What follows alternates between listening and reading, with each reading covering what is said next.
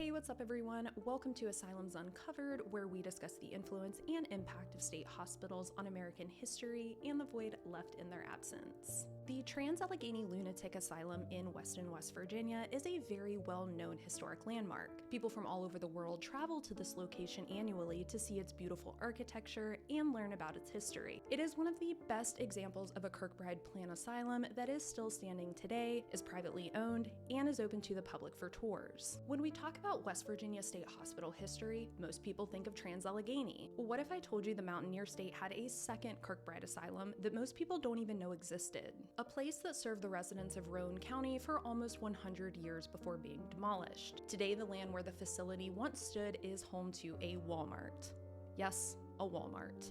Even though this institution is long gone, its history remains so deeply woven into the town's identity that locals still sound the iconic steam whistle that once echoed through the streets to signify shift changes. I am talking about the former Spencer State Hospital.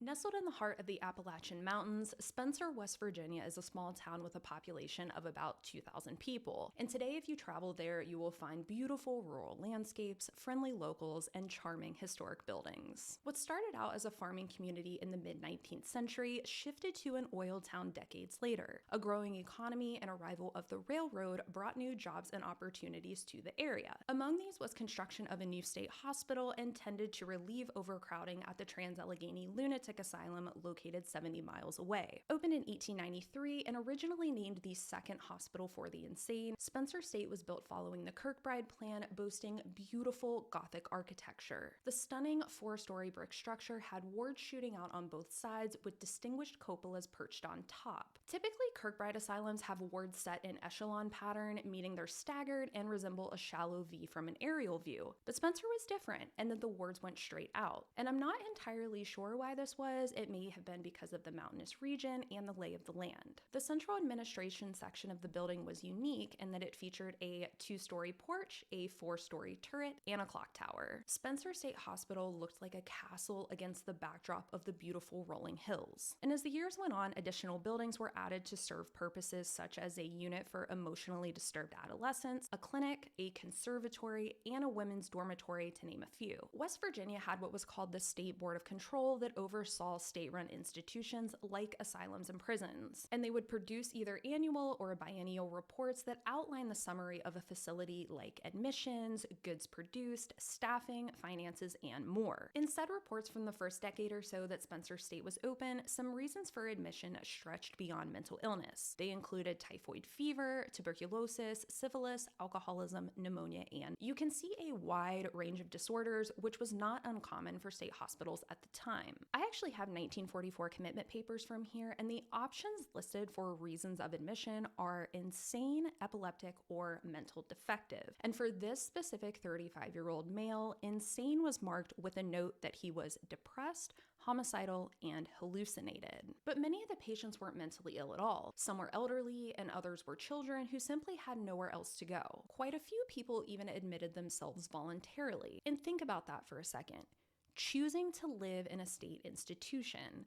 But when you really think about it, it makes a lot of sense. You had a roof over your head, a bed to sleep in, regular meals. If you had nowhere else to go, this probably didn't seem like a bad option. Over the course of nearly a century, much of the hospital had changed, as does any state institution. When Spencer first opened, it really embraced the ideals behind the Kirkbride Plan and moral treatment. And the belief was twofold. First, that the environment itself could help patients heal, with fresh air, sunlight, beautiful gardens, and meaningful work on the grounds. And second, that the patient should be treated with dignity and respect. They followed what was known as an open door policy. Patient room doors were never locked, and some were even removed entirely. Physical restraints weren't used, and patients were free to move about the wards. At the time, some were even able to venture into town, but eventually, though, that privilege was taken away and a fence was built around the grounds. Like most state hospitals, Spencer functioned as its own self-sustaining city with its own own water source, power plant, and farms and gardens where patients could work. And this was done for a number of reasons, mostly to cut down on operational costs and labor, and to give the patients a sense of purpose. With the railroad nearby, goods from the outside world were easily delivered. Initially, it was made very clear that the criminally insane were a different group and should not be housed there, but instead at the penitentiary, because the state hospital was a place of beauty and healing. However, criminals were being sent to Spencer for psychiatric evaluations to determine if they were competent to stand trial. Naturally, this raised concerns around safety, and it was ultimately decided that these pre-trial evaluations would be done at the maximum security wing at the Trans-Allegheny Lunatic Asylum. And I'm not sure if any of you are familiar with that facility, but they do have an entirely separate forensics building, so they were just all around more prepared to handle this type of thing. Yet for some reason, even years after that decision, criminals continued to be sent to Spencer for these evaluations. Starting in the 1950s, a lot of changes were happening there, some good and some not so good. Staffing numbers increased to include social workers, a dietitian, and a beautician. A library was built that was the first and largest in a state institution, and staff hours were reduced so they weren't working such long days. These are all great, very positive things for the hospital. What wasn't so great was that they altered the exterior of the building to get rid of things that, quite frankly, made it charming and unique. They replaced the roof, tearing down the cupolas, and they demolished the original administration section,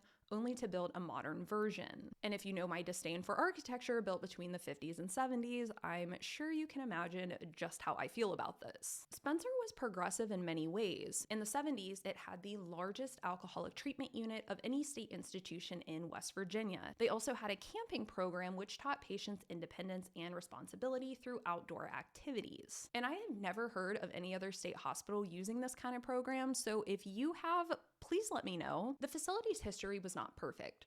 Over the years, a place that was initially built with the best of intentions fell victim to horrid conditions, understaffing, and warehousing patients. And this is something we see far too often with state institution history. The mission of the hospital and the way that patients were treated also shifted. Dr. Walter Freeman was known to drop by at the asylum and perform his infamous transorbital lobotomies. This procedure was seen as a quick fix for institutionalized patients often relied on to relieve overcrowding. In the summer of '52, Freeman would launch the West Virginia Lobotomy Project, where almost 800 state hospital patients were lobotomized, and he compared the results of those who had the procedure versus those who did not. According to The Lobotomist, a biography written about Freeman, he devoted an intensity and energy to his mission in West Virginia that he surpassed nowhere else. Over the next 4 years, he frequently visited the state, with the result that its per capita rate of lobotomy was the highest in the nation. So just imagine what was going on at Spencer. Around this time, chlorpromazine or Thorazine hit the market, and a lot of state hospitals began discharging patients that could now take the medication from home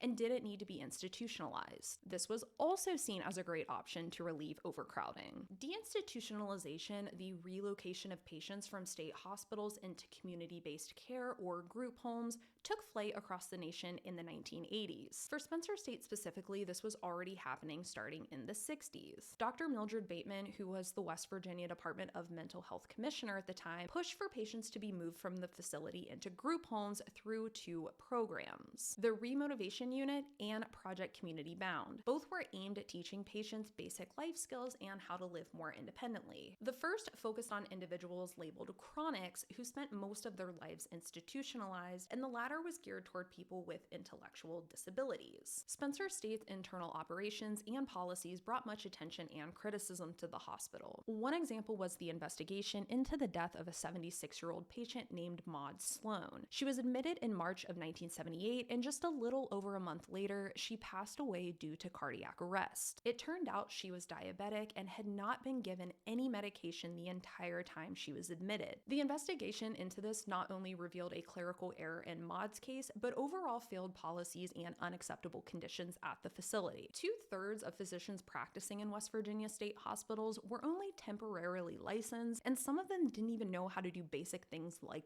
blood work, which is what happened in Maud's case. It was revealed that she should have had routine lab work done at the time of admission, which would have clearly shown that she was diabetic, But instead, this was never completed. From there, the governor cut funding to the hospital and the state continued to move patients out. And this is where things get really interesting. A memo from the state health department's director of institutional services was leaked to the press. And what was in this memo was very concerning. It stated that patients without family or significant others were to be moved without the informed consent waiver being signed. This is a problem. Informed consent is when a patient is given all the pertinent information, including risks, benefits, and alternatives, so they have all the necessary information to make a decision. That decision also has to be made without coercion. Informed consent is important from both an ethical and a legal standpoint. The majority of patients at the time were elderly, and there was great concern that they would endure so much stress and trauma from being moved that it could lead to their death. And it certainly did. And without that informed consent, this could make the hospital liable for those deaths. A 1980 newspaper article states, "Frightened old people herded like cattle from the only home they've ever known. It is no doubt very dollar efficient for the elderly at Spencer to die, thereby saving the state the expense of feeding and caring for them," which, in my opinion, is absolutely disgusting. And trying to do this without informed consent from the patient or the family,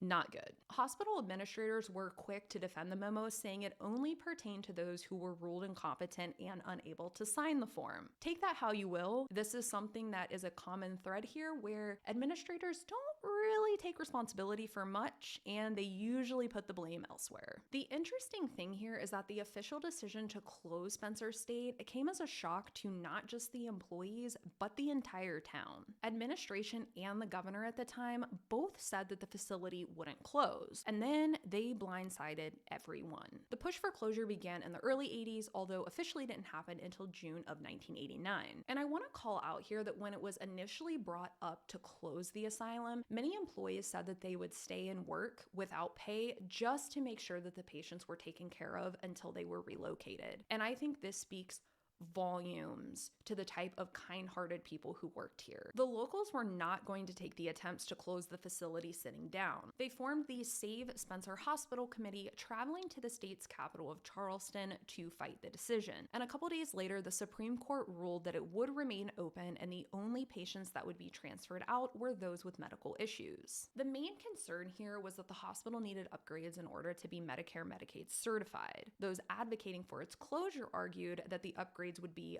far too expensive. In 1984, the legislature approved funding, but it would be converted into a psychiatric geriatric center designed to accommodate 270 patients, which in many ways was already how it was functioning. With this, a lot of other changes were happening as well. About a third of the staff was laid off to bring on new registered nurses and specialists, and the facility would also become a training center for developmentally disabled adults to learn basic life skills. The ultimate goal was for these individuals to live in community-based settings or group homes rather than in a state hospital. As these changes were rolled out, many staff members resigned, frustrated by the decisions of administrators. Among the controversial moves was reducing patients' medication levels while simultaneously reinstating the open door policy, allowing patients to move freely around the wards with no locked doors. And I want to call out that I also saw in a report from 1976 in the West Virginia Heritage Encyclopedia that the hospital was operating mostly under the open door policy then, so I'm not sure if that was stopped and then started again in the 80s. It's a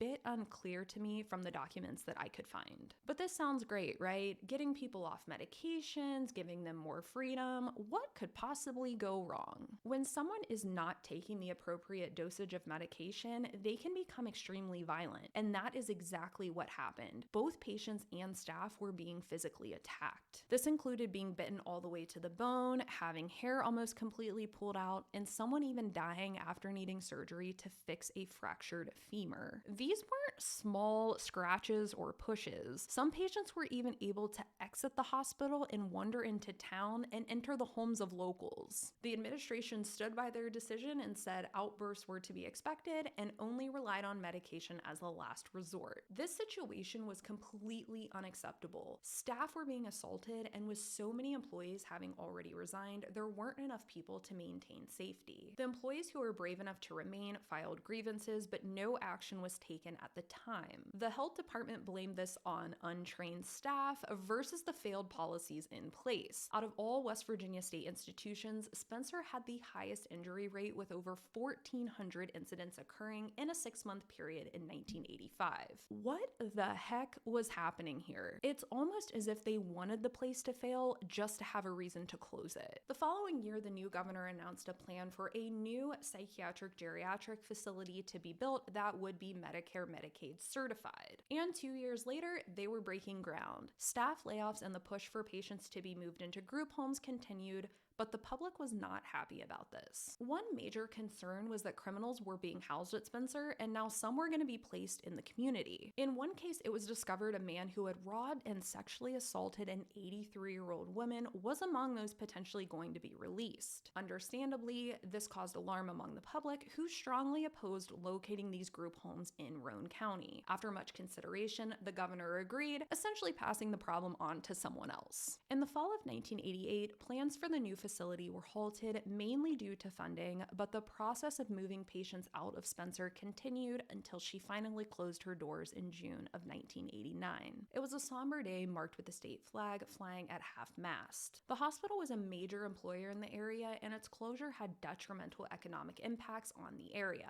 After its closure, everything was auctioned off, from the furniture to the mortuary equipment to the trees on the grounds. I even came across a comment from someone who said the flooring in their home was from the old asylum gym. Patient records were converted to microfilm and were stored at Lincoln State Hospital about an hour away. Even though the beautiful Kirkbride is long gone, her legacy is still felt by locals today. When it was in operation, there was a steam whistle that blew at shift change and became part of everyday life for the residents of Spencer. When the state hospital closed, many locals feared the tradition would be forgotten. So Armacell, a local manufacturing plant, purchased the whistle and kept that tradition alive. This was so important to the town that when the original whistle stopped working after many years of use, the mayor made it a priority to obtain a similar one. Today, you can still hear the steam whistle blow, just as it did over 100 years ago. Aside from the whistle, the only remains of Spencer are 2 cemeteries, mostly comprised of unmarked graves. And I did read that when the middle school was built near the cemetery, some of the graves were disturbed, and I'm not sure how true that is, but if that is the case,